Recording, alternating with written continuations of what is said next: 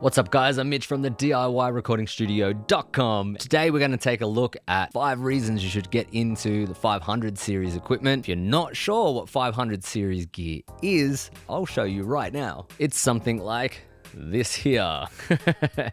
And what you can see is this microphone right now. What you're hearing is my voice through an SM7B going into my Neve 1073 style preamp here, into a Neve 1073 EQ here, and then into my opto compressor right over here. And that is my go-to vocal chain when I'm doing voiceover stuff for YouTube, or whether I'm doing vocal recording. And I use those preamps and those bits of gear for lots and lots of different stuff, whether it be in tracking or in mixing. And what I've got here are some preamps here and some preamps here, a couple of EQs, and then a compressor. Now I got into 500 series because it allows me to do a lot of professional recordings, and I have this great vocal chain that I can use on other instruments as well. But I'm going to give you 5 reasons that maybe you should look at the 500 series for your setup as well. Reason number 1 is that if you're looking to get into professional level studio hardware, the 500 series gear is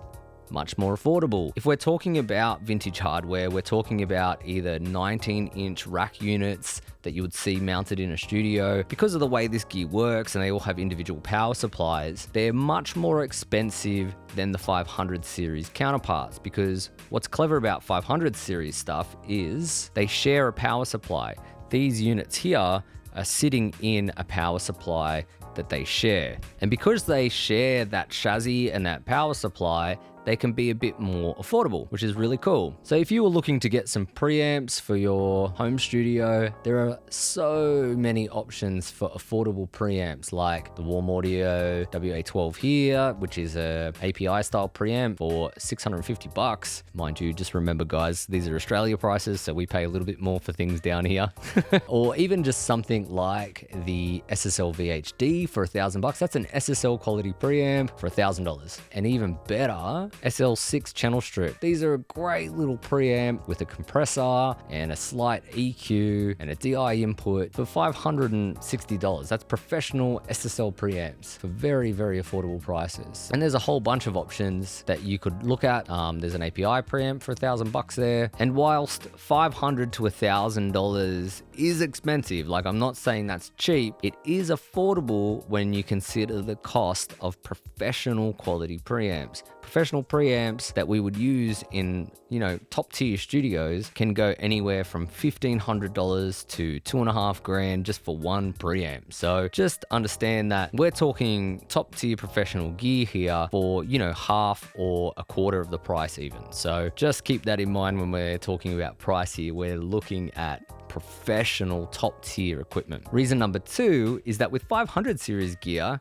you can fit more of it in a smaller space because it has a much smaller footprint. Over here in my rack, I have 6 preamps, 2 EQs, and a compressor. So because of the 500 series equipment being such a smaller form factor, you can fit quite a lot more equipment into a smaller space. Now, there are pros and cons to this, but the main pro is that in a home studio like mine, we have only small spaces to work with. So the more equipment, the more quality high-end equipment we can fit into a smaller space, the more area we have for recording without things getting cumbersome and equipment taking up racks and racks and racks and racks of space. So the smaller form factor can be so helpful in home studio situations. The other positive is the smaller the footprint, the more gear you can get later on. Because we all want more gear, right? Now, the third reason you might want to look at 500 series gear is that there are even cheaper options if you want to go DIY. So if your budget is tight, but you have some soldering skills, you might want to look at some DIY options. And if you've been following my channel for a while, you would see that I've got step-by-step builds, and I've built a bunch of equipment over the last few years in this 500 series format. And the great part about that is it saves lots of money. Now, if you look at something like the Neve 1073 preamp over here in Australia, a Neve 1073 preamp will cost you $1,600. and that's kind of getting to eye-wateringly high prices, really, like for most home studio users. But if you're on a budget, you could look at companies like Sound Sculptor, and I've built their preamps before, and they have really, really great products. And their Neve 1073 preamp, which is identical to standard 1073 preamps, is €339. So €339 translates to about $520 in Australia. That is a huge savings. We're talking less than a third of the price there. If you can solder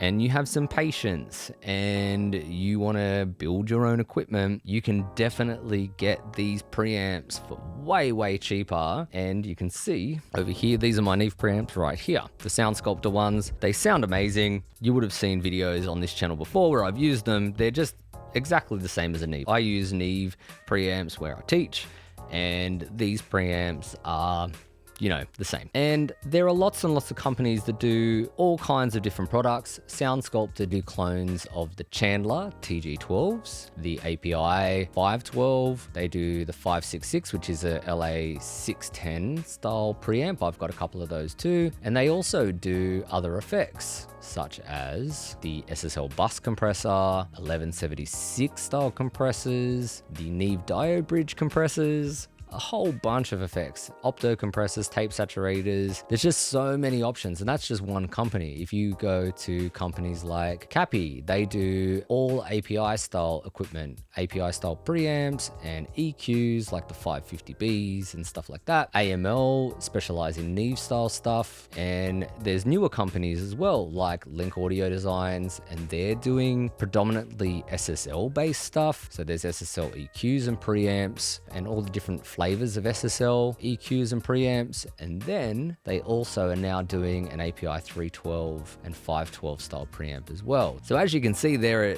heaps of options in the DIY side of things, and they cover most of the bases. For all the popular pieces of gear that you'll probably want in your home studio, you can pretty much cover all of those bases with the DIY side of things. And if you're not confident with soldering and building this kind of expensive gear, I understand. You can also opt for the company usually, or someone, a professional builder, to build them for you. To get this kit assembled, it'll cost you €270. You're looking at about $940 Australian. That's still $1,000, but that's still $600 cheaper than the Neve 1073 LB. As you can see, you can save a lot of money if you go the DIY route, either building it yourself, you're going to save a lot of money, or if you go the DIY route and get someone else to build it for you. Now, the fourth reason you should get into 500 series gear is that once you start to accumulate some of this equipment, you're getting real, genuine analog sound. And this is something that I'm going to talk about more in coming videos.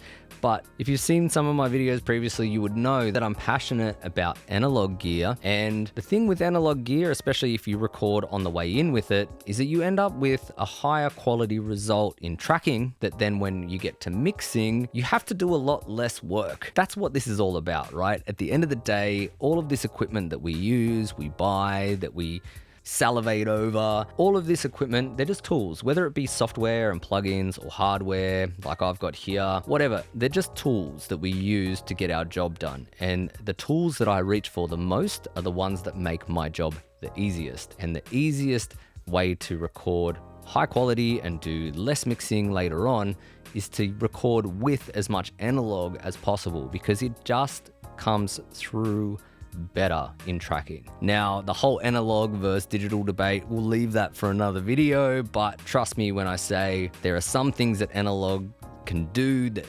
digital really still struggles with, and I'll leave it at that.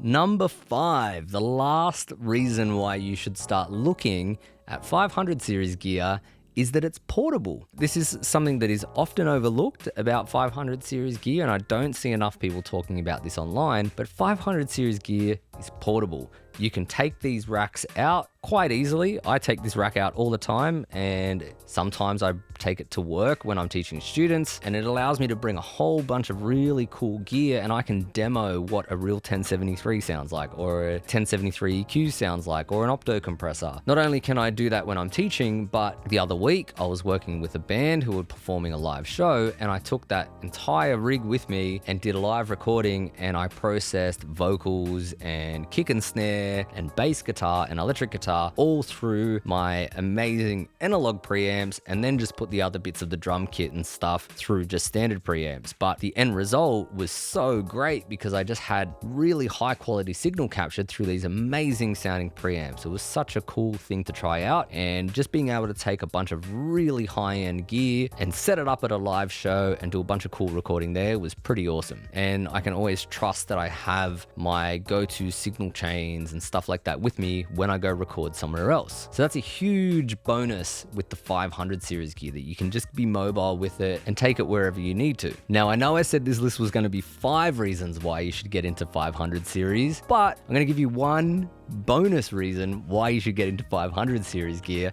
and that's because it's fun. It is actually so fun to have 500 series gear. Whether you're building your own 500 series equipment and going DIY like I have, it's been such an amazing experience to build all this gear myself and have this handcrafted equipment in my studio that I've built personally. I love that. That's amazing. And it's also taught me a whole bunch of things about how this equipment works, because I'm putting all those pieces together. It's really helped me grasp how this equipment works and why a Neve 1073 sounds the way it does and why an opto compressor sounds the way it does, all this kind of stuff. It's really amazing to do it that way. But even if you're not going to go the DIY route, having a bunch of professional level gear at your disposal for both tracking and mixing is such a nice way to work with audio. I can be mixing and I can be coming out of my interface and just come over here and dial in some EQs or dial in some compression, and it's so much quicker and easier than using plugins and fiddling around. I just love the tactile thing of using real hardware. There's something that I'm going to talk about in later videos, but when we use plugins, we tend to mix with our eyes. We're looking at what we're doing with the dials, but when you mix with analog, you stop concentrating on the numbers and the dials and what's on them, and you just start turning stuff and listening, and you listen for what sounds good. And I love that about analog equipment, and it's something that I think everyone should have a chance to try, because it's just such a different, more natural way to mix. And trust me, if you ever get the chance to do that, you will probably love it too. There's something magic about actually using physical gear. So that's 5 plus 1 reasons why you should get into the 500 series format. But that's just my opinion. Let me know in the comment sections down below what you think about analog gear and 500 series gear. Have you got some 500 series gear you love? Hit me up in the comment sections down below. Let me know what you're using at home in your studio. And do you agree or do you disagree? I use plugins when I mix as well, but I do very much love mixing as much as possible and recording with analog gear. And 500 series gear allows me to do that. So thanks for stopping by. As always, don't forget to hit like and subscribe down below. I'm Mitch from thediyrecordingstudio.com, and I'll catch you soon.